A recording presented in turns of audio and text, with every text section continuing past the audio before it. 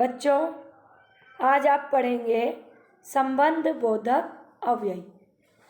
इसके पहले वाली वीडियो में मैंने आपको अविकारी शब्द या अव्यय पढ़ाया था, उसके भेद पढ़ाए थे और क्रिया विशेषण के भेद में आपको पढ़ा चुकी हूँ। तो आज आप इसका दूसरा भेद संबंध बोधक अव्यय या प्रीपोजिशन पढ़ेंगे। तो इसकी परिभाषा है, जो शब्द संज्ञा या सर्वनाम के बाद आकर उनका संबंध वाक्य में आने वाले दूसरे संज्ञा या सर्वनाम से बताते हैं, वे संबंध बोधक कहलाते हैं।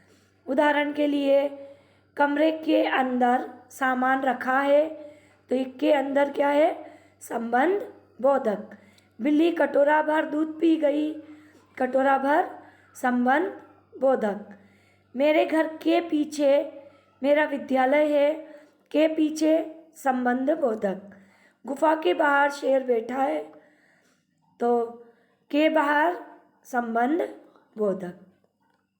हिंदी में संबंध बोधक अव्यय का प्रयोग इस प्रकार होता है। पहला है काल सूचक के रूप में, जैसे के पहले, से पूर्व, के उपरांत आदि। उदाहरण के लिए, सारिका स्नान से पहले योग करती है। दूसरा है स्थान सूचक के रूप में, के भीतर, के बाहर, के अंदर, के ऊपर आदि।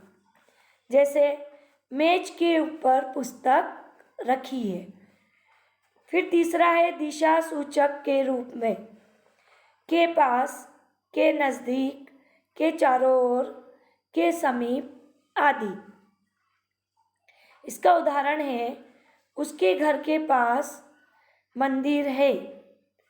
फिर विरोध सूचक चौथा प्रकार, के विपरीत, के प्रतिकूल, के विरुद्ध, के खिलाफ आदि। उदाहरण के लिए, अन्याय के खिलाफ आवाज़ उठानी चाहिए, यानी जिसमें विरोध प्रकट होता है।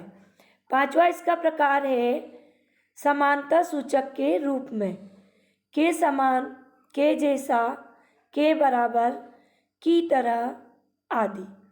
उदाहरण है इसका, भीम के बराबर कोई बलवान नहीं है, तो ये के बराबर क्या हो गया?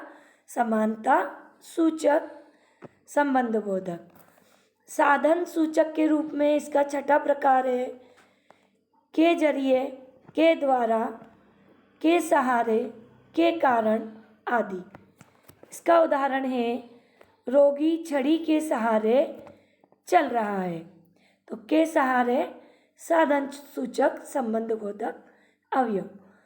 हेतु सूचक के रूप में इसका सातवां प्रकार है, की खातिर, के लिए, के कारण, हेतु आदि। उदाहरण, वीर सैनिक देश की रक्षा के लिए बलिदान हो गया, के लिए हेतु सूचक के रूप में है। इसका आठवां प्रकार है संग सूचक के रूप में, के संग, के साथ, सहित आदि। जैसे गांधी जी के साथ सभी ने आंदोलन में भाग लिया, तो के साथ संग सूचक संबंध बोधक अव्यय।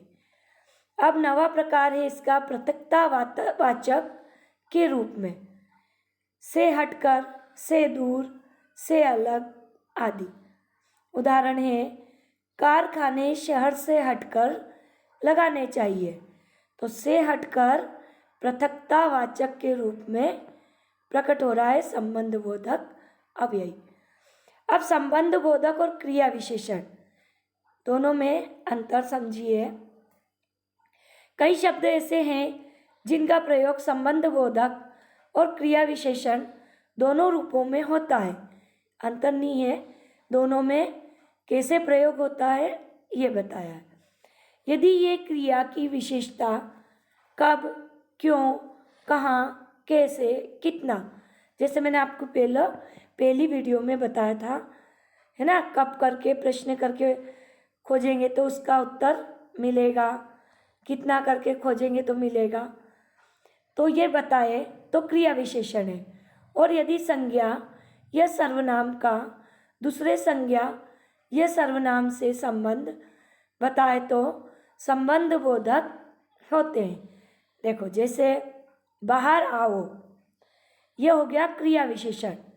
आओ, बाहर, बाहर क्या है? स्थानवाचक क्रिया विशेषण है। मंदिर के बाहर एक पेड़ है, तो अब ये क्या हो गया? संबंध बोधक है ना। के बाहर संबंध बता रहे हैं किसके बीच? संज्ञा शब्द मंदिर और पेड़ के बीच। मेरे पास आओ, क्रिया विशेषण है ना। आओ क्रिया और पास इसकी विशेषता, ये हो गया क्रिया विशेषण। उसी प्रकार घर के पास बाजार है ना। तो घर और बाजार दोनों संज्ञा शब्द हैं और के पास इसमें संबंध बता रहा है संज्ञा शब्दों में, इसलिए ये हो गया संबंध बोधक। अब इसमें कुछ महत्वपूर्ण बात एक बार और आप सुनिए। संबंध बोधक वे परसंगीर पदबंध होते हैं जो संज्ञा या सर्वनाम का संबंध दूसरे संज्ञा या सर्वनाम से जोड़ते हैं। जैसे से, के है ना, के पास, ये प्रसंग है। कई शब्दों का प्रयोग क्रिया विशेषण और संबंध बोधक दोनों रूप में होता है। यह आपका संबंध बोधक पूरा हुआ।